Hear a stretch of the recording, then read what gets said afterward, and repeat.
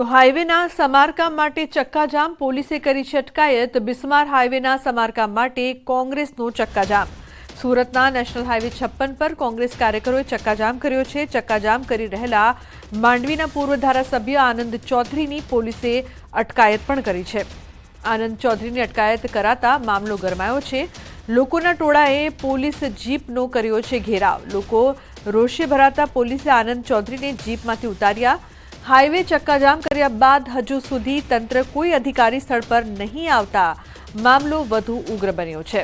बिस्मार रस्ता मामले मांडवीना मालधा फांटा नजीक स्थानिको द्वारा आंदोलननी शरूआत करवामां आवी छे। जो कि 2.5 कलाकनी चकमक बाद आखरे समाधान थयुं हतुं। मांडवी मामलतदार स्थळे पहोंचता 15 दिवसमां काम शरू करवानी बाहेंधरी आपता आंदोलन स्थगित करवामां आव्युं।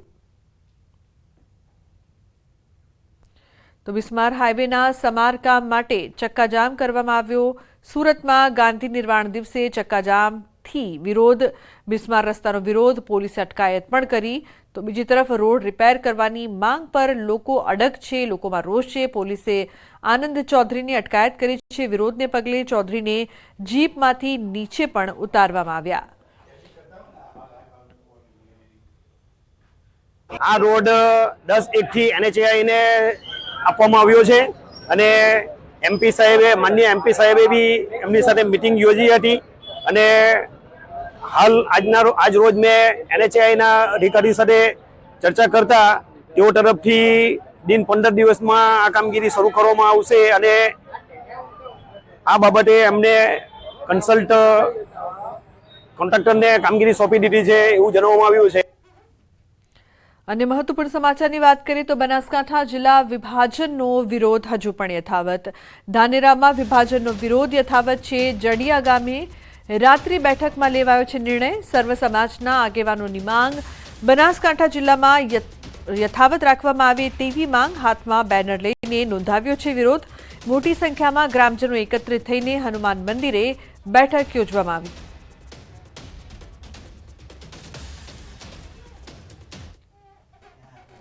तो जूनागढ़ में कांग्रेस में बबाल मामले पूंजा वंशનું निवेदन सामे આવ્યું। પૂંજા વંશના ભાજપ પર ગંભીર આક્ષેપ। કોંગ્રેસના કાર્યક્રમમાં ખલેલ પહોંચાડવા કાવતરું। હું પોતે એ માણસને ઓળખતો પણ નથી। ભાજપ દ્વારા વ્યક્તિને મોકલવામાં આવ્યો હતો। કોંગ્રેસે જોડવાનું શરૂ કર્યું હોવાથી કાવતરું। ભાજપના પેટમાં તેલ રેડાયું હોવાથી કાવતરું। મહત્વનું છે કે કોંગ્રેસના અભિવાદન સમારોહમાં હોબાળો થયો હતો। કરશન સોલંકી નામના વ્યક્તિએ પૈસા લઈને ટિકિટ અપાતી હોવાનો આક્ષેપ કર્યો હતો। જે અંગે કોંગ્રેસના શહેર પ્રમુખ મનોજ જોશીએ નિવેદન આપ્યું હતું કે આ વ્યક્તિ કોંગ્રેસનો કાર્યકર નથી પરંતુ ભાજપ દ્વારા કાવતરું કરાયું છે।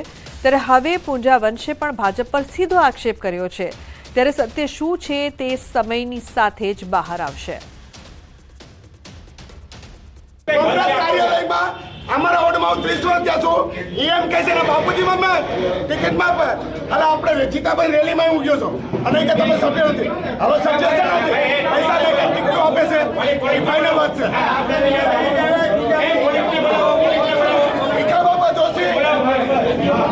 બાપા જોશી ને મનોજ જોશી પૈસા લઈને ટિકિટ આપે છે। કાર્યક્રમની શરૂઆત હજી અમે કરીએ એ પહેલા ભાજપ દ્વારા મોકલવામાં આવ્યા હોય ને કોંગ્રેસનો કાર્યક્રમ ડિસ્ટર્બ થાય એ પ્રકારનું બહુ સ્પષ્ટપણે દેખાઈ આવે છે। જે ભાઈ આવે છે એમને અમે નામથી હું પોતે ઓળખતો પણ નથી। આ પ્રકારનું કમલમમાં કાપવાનું શરૂ થયું છે અને કોંગ્રેસ કાર્યાલયે જોડવાનું કામ શરૂ થયું છે। એના કારણે ભાજપના પેટમાં તેલ રેડાણું છે કે કોંગ્રેસ સારી રીતે ગોઠવી ન શકે। तो विद्यार्थी ने मार मारतो वीडियो वायरल। राजकोटना शापर वेरावळनो वीडियो वायरल थयो छे। खानगी ट्यूशन क्लासीस में बाळकने मार मारवामां आव्युं। विद्यार्थीने फूटपट्टीथी मारता शिक्षिका देखाया। बाळकने मार मारतो वीडियो सोशल मीडिया में वायरल थयो छे। वीडियो क्यारनो छे ते अंगे न्यूज 18 ની કોઈ પુષ્ટિ નહીં। तो विद्यार्थीने मार शिक्षिकानो वीडियो वायरल थयो छे। उल्लेखनीय छे कि खानगी ट्यूशन क्लासीसमां बाळकने मार मारवामां આવ્યો છે। દ્રશ્યોમાં જોઈ શકાય છે કે કઈ રીતે બાળકને ફૂટપટ્ટીથી માર મારવામાં આવે છે। વિડીયો ક્યારનો છે તે અંગે કોઈ જાણકારી હજુ સુધી સામે નથી આવી। ટ્યુશનની શિક્ષિકા કઈ રીતે બાળકને મારી રહી છે તે દ્રશ્યો અહીંયા જોવા મળી રહ્યા છે। વડોદરામાં અસામાજિક તત્વોનો આતંક, દારૂના ધંધાની અદાવતમાં જાહેરમાં મારામારી કરી. તું કંટ્રોલમાં વર્ધી કેમ લખાવે છે તેમ કહીને યુવક પર હુમલો કર્યો. હુમલાની ઘટનાના સીસીટીવી ફૂટેજ પણ સામે આવ્યા છે. 6 લોકો સામે પોલીસ ફરિયાદ નોંધાઈ છે. તો આ તરફ સામા પક્ષથી પણ ફરિયાદ નોંધાવાઈ છે. સામા પક્ષે ઝઘડો કરીને બદનામ કરવાની ધમકી આપ્યાની ફરિયાદ નોંધાવી. પોલીસે બંને પક્ષે ગુનો દાખલ કરીને વધુ તપાસ હાથ ધરી છે. બુટલેગર આકાશ ઠાકરડા નામનો વ્યક્તિ બ્લેક કલરની કાર લઈને આવ્યો હતો. ત્યારે નંબર પ્લેટ વગરની ગાડી, ત્યારે તેઓ એમને જણાવેલ કે અમે ભાલિયાપુરા વિસ્તારમાં રોજનું 100 પેટીનું કટિંગ કરીએ છીએ, ત્યારે સમાચાર લેવા હોય તો તારા પત્રકારોને લઈને ત્યાં આવી જજે.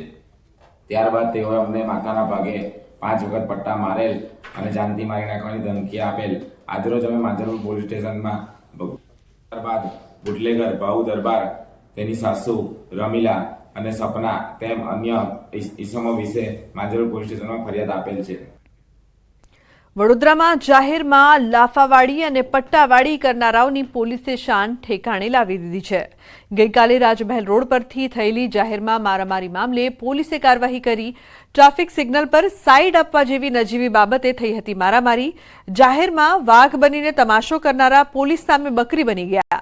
પોલીસે મારામારી કરનારા 3 વાહન ચાલકોની અટકાયત કરી છે. પોલીસે કાયદાનો પાઠ ભણાવતા 2 હાથ જોડીને માફી માંગી. સંજય મુલે, ધવલ સંજય મુલે, વિશાલ રામચંદ્ર સાલકર જાહેરમાં આ તમામ લોકોએ તમાશો કર્યો હતો. તો પહેલામાં જે દ્રશ્યો સામે આવ્યા છે, કઈ રીતે મારામારી રસ્તા પર કર્યા છે ને પછી 2 હાથ જોડીને માફી માંગતા આ લોકો જોયા.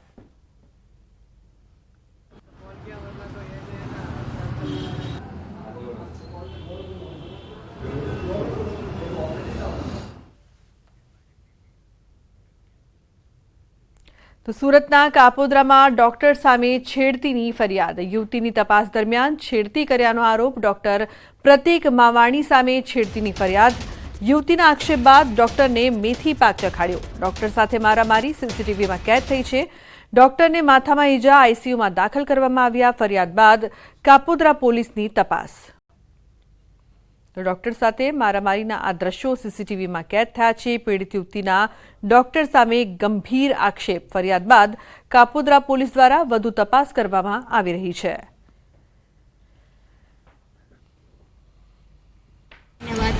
फ्लोरल वुमेन्स हॉस्पिटल में डॉक्टर प्रतीक मवानी जो गायनिकोलॉजिस्ट हैं उनके खिलाफ एक छेड़ती का गुना रजिस्टर हुआ है. इसमें धारा BNS की 74 और 75(2) के तहत दर्ज किया गया है. छेड़ती का आरोप लगा है. છેડતીની ઘટના સામે આવી છે. સુરતના કાપોદ્રા વિસ્તારમાં મારુતિ એક્સરે અને સોનોગ્રાફી નામની હોસ્પિટલમાં તબીબ દ્વારા સ્ટાફની છેડતીનો મામલો સામે આવતા મામલે પોલીસ ફરિયાદ નોંધાઈ છે. જે યુવતીની છેડતી થઈ છે, યુવતી આપણી સાથે સીધા વાત કરીશું. શું ઘટના બની હતી, ક્યારે બની હતી, છેડતી કરનાર વ્યક્તિ કોણ હતો અને કેટલી વખત છેડતી કર્યા બાદ તમે પોલીસ ફરિયાદ કરી છે? હા, હું મારુતિ એક્સરે સોનોગ્રાફીમાં કામ કરું છું અને મારું કામ રિસેપ્શનિસ્ટનું છે. અને પ્રતીક માવાણી કરીને જે સર આવ્યા હતા ને, એમણે છેડતી કરી છે અને આ 3જી વખત મારી સાથે આ ઘટના બની છે. પહેલી 2 વખત થયું ત્યારે સરનું કેવું અત્યારે એવું છે કે મજાક મસ્તીમાં થયું હશે અને ત્યારે હું એવું જ સમજીને મેં જતું કર્યું હતું. ને આ 3જી વખત થયું ને, અને જ્યારે મેં મારા ઘર પર વાત કરીને કે મમ્મી આ 3જી વખત આની આ જ સિચ્યુએશન થઈ છે, ત્યારે મારા મમ્મીનું કહેવું એવું હતું કે બેટા 3 વખત હવે સહન ન કરાય. એટલા માટે હવે અત્યારે હું ફરિયાદ કરું છું. આગળ એક વખત એક છોકરી સાથે થયું છે. એ છોકરીનું કેવું અત્યારે એવું છે કે એવું થયું છે, પણ એ છોકરી અત્યારે હાજર થવા માંગતી નથી. મારી સાથે અશ્લીલ વાતો કરેલી છે, મને આવું તેવું કીધું છે, મારી પર્સનલ લાઈફ પર કોમેન્ટ કરી છે અને બચકું ભરી ગયા હતા મને ડાબા હાથ પર. અને હવે કાલની ઘડીમાં એમણે 2 વખત મારા ટી-શર્ટ ખેંચવાની પણ ટ્રાય કરી છે. તું મેરિડ છે કે અનમેરિડ, એવા બધા ક્વેશ્ચન કર્યા છે મને. તું મેરેજ ના કરતી, તારી લાઈફ બગડશે, બીજાની લાઈફ ના બગાડતી, એવા બધા કોમેન્ટ કર્યા છે મારી લાઈફ પર. અને એ પણ બીજી વાત એ કે એમણે બચકું ભરવાની પણ ટ્રાય કરી છે મારે. તબીબને દર્દીઓ ભગવાન માનતા હોય છે અને તબીબનો સહ-સ્ટાફ એટલે કે સાથે કામ કરતી મહિલા એટલે કે યુવતી સાથે છેડતીનો મામલો સામે આવતા પરિવાર દ્વારા તબીબને પાઠ ભણાવવામાં આવ્યો છે. પોલીસ ફરિયાદ કરવામાં આવી છે. ત્યારે જોવાનું એ રહ્યું કે આ મામલે હવે પોલીસ કયા પ્રકારની કાર્યવાહી કરે છે. હિતેશ પટેલ, ન્યૂઝ 18 ગુજરાતી, સુરત. તો બુલેટિનમાં હાલ રોકાઈશું એક બ્રેક માટે. આપ જોતા રહો ન્યૂઝ 18 ગુજરાતી.